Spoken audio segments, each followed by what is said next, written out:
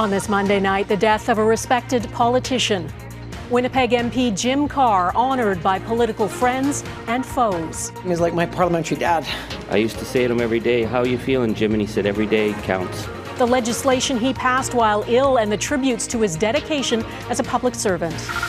A time-consuming and critical task. This is on the high end of complexity. A forensic anthropologist on searching a landfill for murdered Indigenous women.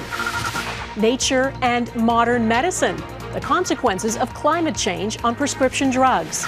Plus, the pursuit of clean power. The industry's been chasing this for a long time. The science behind a breakthrough.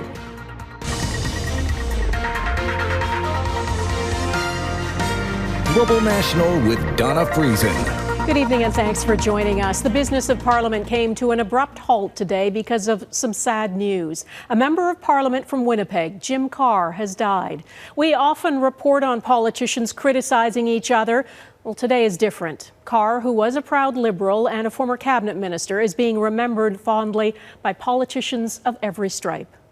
We'll stand for a moment of silence for the passing of the honourable member, Jim Carr. Just last week, while seriously ill with blood cancer, Carr was in the House of Commons overseeing the passage of his private member's bill on building a green economy on the prairies.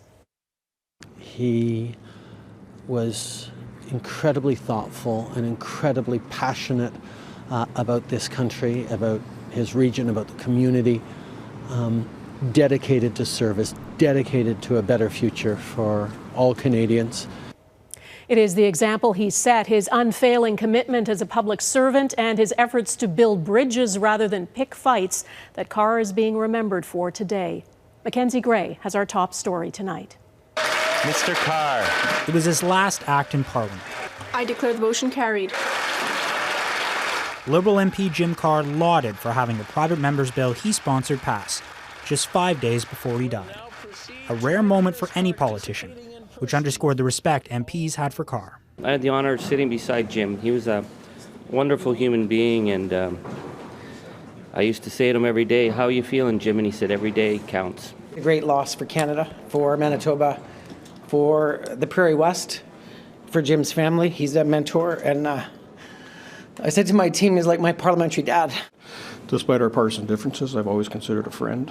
He's a great champion for Manitoba. She's smart, qualified. First elected in 2015, Carr was one of only a handful of Liberals from Western Canada, leading Justin Trudeau to appoint him as Natural Resources Minister, where he helped craft the federal government's carbon tax. In 2018, as International Trade Minister, Carr oversaw Canada becoming one of the first countries to ratify the Trans-Pacific Partnership. But just one day after being elected to represent Winnipeg South Centre in 2019, Carr was diagnosed with blood cancer. I just know that I'm loyal to my treatment, and I'm feeling strong, and I'm feeling very excited about the prospects for Canada. Despite the positive attitude, Carr took a step back from politics. The Prime Minister naming him as a special representative for the prairies, but he was rarely seen in Ottawa, staying in Winnipeg to receive chemotherapy and dialysis treatment. 1 year after his diagnosis, Carr returned virtually to the House of Commons. Here we are, less than a year later, and I'm feeling strong. I'm grateful. And I'm ready to work, along with so many others with their own experience. How are you? By 2021, Carr's condition had improved. He'd been dropped from cabinet, but he was still a champion for Winnipeg, like he was before he got into federal politics. Carr was previously an MLA in Manitoba and a journalist, but it was his musical pursuits that many colleagues will remember him for. He was a hobo player, had played in the Winnipeg Symphonic Orchestra. He was also not only a patron for the arts, but a strong supporter of the business community. That support for Manitoba will not only be sorely missed in the Liberal caucus, but the loss of Jim Carr will be felt on all sides of the House of Commons. Mackenzie Gray, Global News, Ottawa. Now to the pressure on Winnipeg police to search a private landfill site for the remains of 2 murdered Indigenous women. Last week, Winnipeg's police chief explained why the force didn't think a search of the site is feasible. Today, we asked forensic anthropologists who are experts in recovering human remains what they think. As Melissa Ridgen explains, searches of landfills are complex and success depends on many factors. The planning and logistics part is really important to get right, because once you process these scenes, you can't do it a second time. It's a massive undertaking, digging up a landfill and not making any mistakes. But in the case of a suspected serial killer suspected of murdering at least 4 Indigenous women, the task is even more onerous, made worse by conditions at the privately owned Prairie Green landfill, where at least 2 of the victims are believed to be. Winnipeg police believe Morgan Harris and Marcedes Myran have been in a 4-acre part of this landfill since May, under 40 feet of densely compacted waste. 9,000 tons of construction mud, 1,500 tons of animal remains, and 250 tons of asbestos. Dr. Stephanie Calche, a forensic anthropologist who's consulted with police in other landfill searches, says machines didn't just compact materials, but time. That's completely been destroyed, right? So now we have this completely compressed context of time. It's very large, so we don't quite know where to start there, which means we have to search all of it. I think this is on the high end of complexity. But it's not impossible. Homicide victim Nathaniel Bertel's family got closure when his remains were found in a 7-month search at an Ontario landfill. They had very good information on where to start. They had very good information on what material they were going to be dealing with, where and how it was moved within the site. So they were able to really focus their search efforts. She suspects mounting public pressure has police figuring out what outside resources could help with a search for Harris and Myran and an unknown victim that elders have named Buffalo Woman. Missing and murdered Indigenous women and girls advocates suspect there are others no one knows about and say both landfills should be shut down and searched. The Police Services Board has admitted this is an undertaking that Winnipeg police can't do alone. The province has said they will provide whatever assistance is needed. But whatever the search entails, it's not expected to give families closure anytime soon, and maybe months down the road. Melissa Ridgen, Global News, Winnipeg. There is a national toll-free crisis line available 24/7 for anyone who requires emotional assistance related to missing and murdered Indigenous women. The number is 1-844-413-6649. Well, you're probably already feeling it, and now Stats Canada has confirmed it. The amount Canadian households owe relative to their income rose in the third quarter of 2022. The ratio of household debt to income increased between July and September. Canadians now owe $1.83 for every dollar of disposable income they have. Increasingly high interest payments were a big factor, rising 16.2% in that period, the largest increase on record. And those rapid-fire interest rate hikes are starting to work. That's according to the Governor of the Bank of Canada. In a speech in Vancouver today, Tiff Macklem said the risk of not raising interest rates enough and having inflation run wild is greater than the risk of raising them too much and fueling a recession. If high inflation sticks, much higher interest rates will be required to restore price stability, and the economy will have to slow even more to restore price stability. Bringing down inflation, Macklem says, also depends on geopolitical events. Reflecting on 2022, he says the bank was surprised by persistent supply problems, the Russian invasion of Ukraine, and a spike in demand after pandemic restrictions eased. Iran has publicly executed a second man who the regime accused of killing 2 security officials during protests. He was hanged from a crane at dawn this morning. Amnesty International says it's clear the regime is using public executions to try to instill fear in Iranians who have been protesting the regime's hardline policies for months. Redmond Shannon reports. The last known video of Majid Reza Ranavard alive before his execution. The 23-year-old in an Iranian court appearing to justify his hatred of Iran's Basij volunteer paramilitary force. Authorities convicted him of killing 2 Basij members based on this grainy CCTV footage and a recorded statement after his arrest where he neither confessed to nor denied the attack.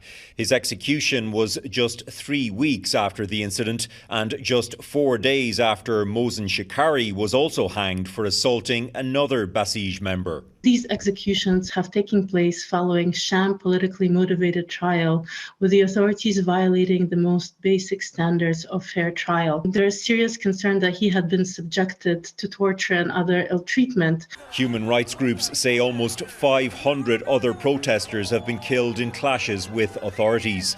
The countrywide demonstrations began in September after the death of Mahsa Amini in custody, arrested for wearing her hijab improperly. Even in the close officials to the government, they admitted that the government is in a very dire situation. It's just quite desperate, and they are trying whatever they can to just intimidate people, and it's not working as of yet. Canada added 22 more Iranians to a sanctions list last week. The EU followed on Monday. We are targeting those responsible for this continued repression against protesters. As other protesters face execution, human rights advocates say the international community should go further to target the assets of Supreme Leader Ali Khamenei, as well as those of Iran's Revolutionary Guard Corps. A Canadian court has ruled it to be a terrorist entity, but the Trudeau government has yet to fully classify it as such. Redmond Shannon, Global News, London. It's been nearly 34 years since Pan Am 103, en route from London to New York City, exploded over Lockerbie, Scotland, just days before Christmas. All 259 people on board and 11 people on the ground were killed. A bomb was hidden in a suitcase. Many of the dead were American. And now a former Libyan intelligence officer is in U.S. custody, accused of making that bomb and charged with an act of international terrorism. Jackson Prosco reports on a day the families of the victims thought they'd never see. Facing justice on American soil, a former Libyan intelligence operative made his first appearance in a Washington court. Abu Aguila Mohammed Massoud is accused of making the bomb hidden in a stereo that brought down Pan Am Flight 103 in 1988, killing 270, including 190 Americans and 2 Canadians. It was the largest terrorist attack on U.S. civilians prior to September 11th. It's the first significant step to begin to address this 3-decade-long miscarriage of justice. Victoria Cummock's husband, John, was one of the victims, returning home to his family on Flight 103 just days before Christmas. I wasn't sure if, within my lifetime, we would be able to see the days. The lack of American prosecution has long remained an open wound for victims' families. The only person ever convicted in the bombing, Abdelhasset al-Megrahi, was released from prison on compassionate grounds before his death from cancer in 2012. Massoud's transfer to U.S. custody comes 2 years after the charges were first announced, while he was already in a Libyan prison. At long last, this man, responsible for killing Americans and many others, will be subject to justice for his crimes. Yet after more than 30 years, prosecutors may have a difficult time securing a conviction. Witnesses and corroborating evidence may be hard to come by. At the same time, it's hoped the trial may open new leads in the investigation and potentially reveal the true story behind the bombing. This is something that we have fought for, to bring justice and hold those accountable for who murdered our loved ones. It's unclear how exactly the U.S. negotiated Massoud's extradition, but prosecutors will not seek the death penalty. The victims' families say they want the trial to start immediately so that justice delayed is no longer justice denied. Jackson Prosco, Global News, Washington. The hefty price tag for catering on a trip the Governor General took. Coming up, the expenses of federal panel calls unacceptable.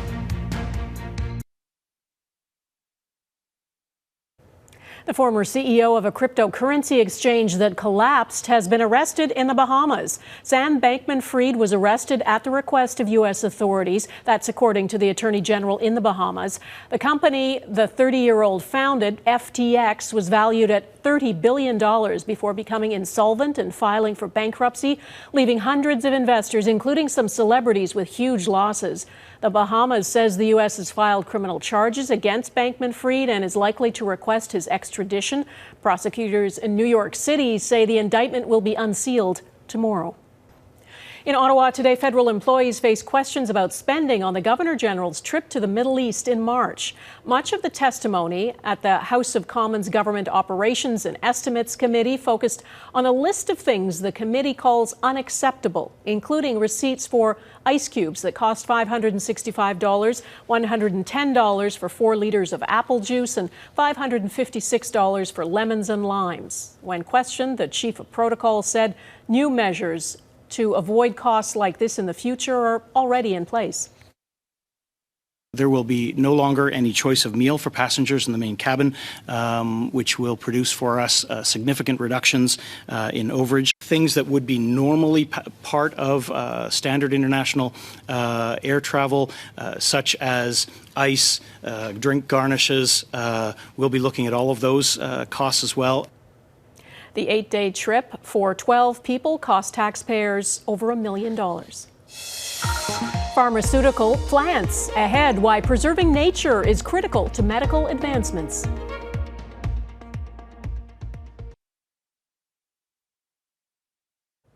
The largest ever leak in the Keystone Pipeline in the U.S. has now been stopped, and the cleanup is beginning. The leak was detected Wednesday night in northern Kansas. An emergency shutdown happened immediately. It's believed more than 2.2 million liters of crude leaked into a nearby creek. The cause of that leak is under investigation. Restarting the pipeline will require the green light from U.S. regulators. The Keystone Pipeline, owned by Canadian TC Energy, moves more than 600,000 barrels per day from Alberta to refineries on the U.S. Gulf Coast. We've heard a lot about the need to protect biodiversity, and there's one reason that may surprise you. Much of what we rely on for medicine comes from plants, and there's still much more we're learning. As we humans encroach on nature and species go extinct, we're losing the very things that can help keep us alive. Touria Izri reports on the link between biodiversity and medicine. That's a nice one. What many would consider gross, this biologist sees as a gold mine. Carleton University professor Myran Smith researches fungi and bacteria and how they can be used to develop new drugs. It's a pressing need because the world's medicine cabinet is shrinking. We have fallen behind in the race to develop new strategies and new compounds to inhibit pathogens. Climate change, development, and overharvesting are wiping out ecosystems and all the information they hold. Saving endangered animals and plants is the goal of COP15 in Montreal. Humanity has become a weapon of mass extinction. It's a cost ecologist Jeremy Carr believes is impossible to measure because of all the potential still hiding. How crucial are plants when it comes to the discovery of new drugs? 40% of the drugs that are on our shelves right now, maybe as much as 50% of the drugs, come from plants. And scientists have only studied 15% of all plant species for their pharmaceutical benefits. We are removing drugs from our shelves that might give us cures to things that are incredibly important. Researchers warn they're particularly important with the rise of antibiotic-resistant bugs. And also habitat loss, which is forcing disease-carrying animals closer to humans and increasing the chances of another pandemic. We don't really know what's coming at us in the future, and we probably want to hedge our bets a little bit and make sure that we have everything available that we might need. Smith believes the best way to be prepared is to protect the world's greatest lab, nature. Touria Izri, Global News, Ottawa. Fusion power next, the breakthrough that could lead to a future of clean energy.